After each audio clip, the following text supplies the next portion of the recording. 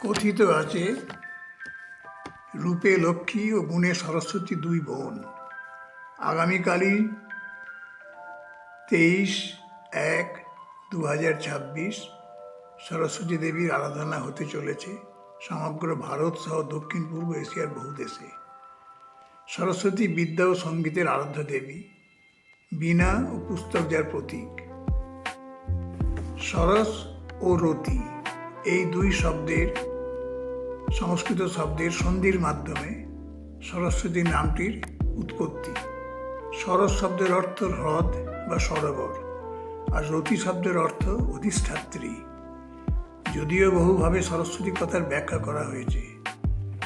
সরস্বতীর বর্ণনা করতে গেলে বলতে হয় জ্ঞানরূপিণী দেবী, পদ্মের উপর ভূমিষ্ঠ, সুন্দর নয়ন বিশিষ্ট, শ্বেত শুভ্রতার প্রতীক, রাজহংস যার বাহন।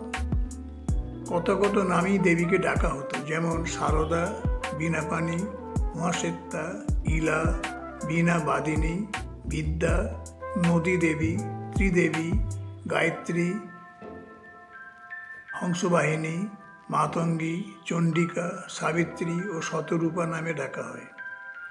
দেবী সর্বভারতীয়। তিনি শুধু হিন্দু ধর্মেই নন, জৈন, শিখ, বৌদ্ধ ধর্মে পূজিত হন। বিশেষভাবে Bharat, Bangladesh, Nepal, Indonesia, Japan, Myanmar ছাড়া অন্য দেশে পূজিত হন।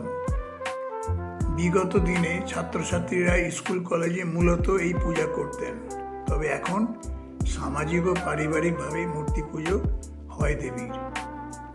পুজোয় ফল হিসাবে শসা, আপেল, মৌসম্বি, কলা, লেবু, কুল, শাঁকালু, ডালিম ও মিষ্টি সহ নৈবেদ্য দিয়ে পূজা করা হয়। কুল বা বদ্রি বা জুজুবে সরস্বতীকে দান করে তবেই খাওয়ার সংস্কার রয়েছে আজও। বদ্রি বা কুলের পৌরাণিক ব্যাখ্যাও পাওয়া যায়। হলুদ ডাল দিয়ে তৈরি খিচুড়ি বা ভাত, দুধ ও চিনি দিয়ে তৈরি ক্ষীর ও সরস্বতী দেবীর প্রিয় খাবার।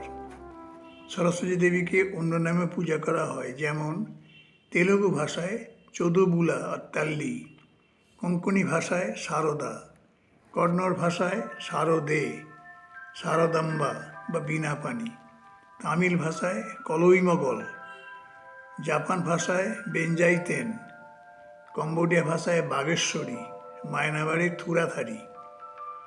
মাঘ মাসের শুক্লা পঞ্চমী তিথিতে দেবীর পূজা অনুষ্ঠিত হয়।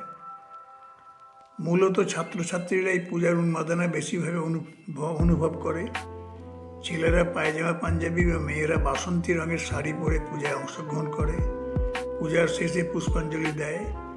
মায়ের পূজাকে ঘিরে ছাত্রছাত্রীদের মধ্যে সমীহ ভাব থাকে, যাতে দেবীর আশীর্বাদে ভালো ফল করতে পারে। মায়ের মূর্তি বা পূজার স্থান ভালোভাবে রঙিন কাগজ বা ফুল পাতা দিয়ে সাজানো হয়। পূজার চত্বরকে ভালোভাবে ঝাড়ু ও জল দিয়ে পরিষ্কার করা হয়। পূজার পরদিন শীতলা ষষ্ঠী, গোটা সিদ্ধ খাবার ও নিয়ম আছে। কোথাও কোথাও খিচুড়ি ভোগও পরিবেশন করা হয়। পূজার মন্ত্র: সরস্বতী মহাভাগে বিদ্যে কমলা লোচনে বিশ্বরূপে বিশালাক্ষী বিদ্যাং দেহি নমস্তুতে। জয় জয় দেবী চরাচর সারে কুচযুগ শোভিত মুক্তা হারে বীণা রঞ্জিত পুস্তক হস্তে ভগবতী ভারতী দেবী নমস্তুতে। সরস্বতী সৃষ্টির দেবতা, ব্রহ্মার কন্যা হিসেবে বা তার সৃষ্টিরূপ যুক্ত। শাক্ত ধর্মপ্রথায় সরস্বতী দেবীকে সর্বোচ্চ দেবীর সৃজনশীল রূপে পূজা করা হয়। বৈষ্ণব মতে তিনি বিষ্ণুর অন্যতম পত্নী হিসেবে গণ্য হয়।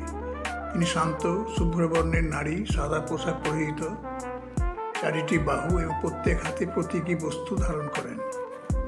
গ্রাম বাংলায় আজও এই তিথিতে শিশুদের হাতে খড়ি দেওয়া হয়। ধোঁয়া চৌকির উপরে তালপাতার তাড়ি বা সাদা খাতা বা স্লেট পেন্সিল রেখে পুজো করা হয়। ধীরে ধীরে যুগের পরিবর্তনের সাথে সাথে বহু জিনিসের মৌলিক তফাৎ হয়েছে। সেই পঞ্চমীর এই তিথিতে উত্তর ভারত বা পাকিস্তানের লাহোরে ঘুড়ি ওড়ানোরও হয়, প্রতিযোগিতা অনুষ্ঠিত হয়।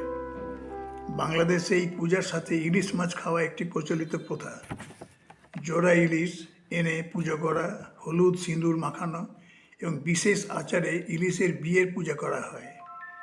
কথিত আছে বসন্ত পঞ্চমী ছিল ইলিশ ধরা মৌসুমের সূচনা। কোথাও কোথাও শিলষষ্ঠীও পালন করা হয়।